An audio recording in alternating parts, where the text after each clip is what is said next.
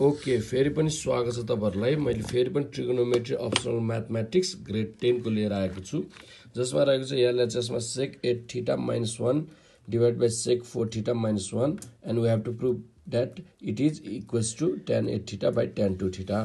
So यसलाई चाहिँ पहिला मैले रेसिप्रोकलमा लगे, sec 8 थीटा को reciprocal 1 by cos 8 theta, similarly तलको डिनोमिनेटरलाई नि र मैले यहाँ काम गरेको छु एलसीएम लिने 1 minus cos 8 theta by cos 8 theta हो, सिम्प्लिफिकेसन गर्दै लगिरहेको छु र यहाँबाट आएपछि रेसिप्रोकल गरेर यो माथि उल्टाएको छु र अब यहाँनिर गएपछि cos 8 theta भनेको 2 4 theta लेख्न पायो नि त। सो 1 minus cos 2 theta लेखेको छु र मैले यो मुनिको cos theta लाई किन नचलाएको त भन्दाखेरि हामीले यहाँ चाहिएको छ tan 8 theta, त्यही भएर मैले नचलाएको ल्याएको छु। किन त माथि मैले sin 8 theta लिएर आउन सके भनेदेखि त हामीलाई tan 8 theta आयो नि त। सो इन्टु यहाँ पनि नचलाउनु पर्ने, मैले चाहिँ यहाँ तल चलाएँ भन्दा नि माथि चलाएको छु। सो यहाँ cos 4 theta नै राखेँ मैले, 1 minus cos 2 theta लेखेँ मैले, यसलाई ब्रेक गरेँ र यहाँ 1 minus cos 2 theta भनेको हामीलाई थाहा छ 2 sin square theta हो, त्यो लेखेँ र यो cos 4 theta लेखेँ र cos 8 theta यो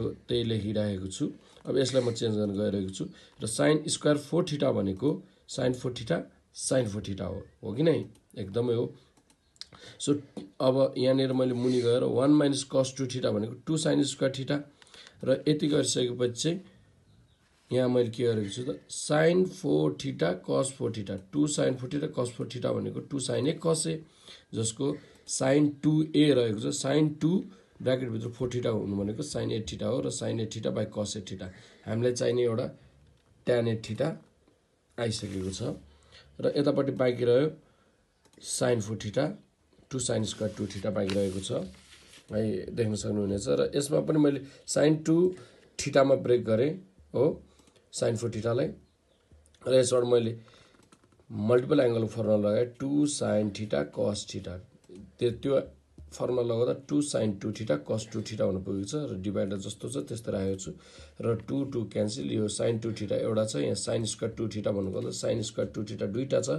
सो एउटा काट्दाखेरि बाँकी रह्यो एउटा, माथि बाँकी रह्यो cos 2 theta। So cos 2 theta by sin 2 theta भनेको cos by sin भनेको हाम्रो cot हो र cot 2 theta आएको छ र cot 2 theta भनेको रेसिप्रोकल हो के को त tan 2 theta को। सो cot 2 theta भनेको 1 by tan 2 theta हो। So therefore LHS is equals to RHS proof tan 8 theta by tan 2 theta।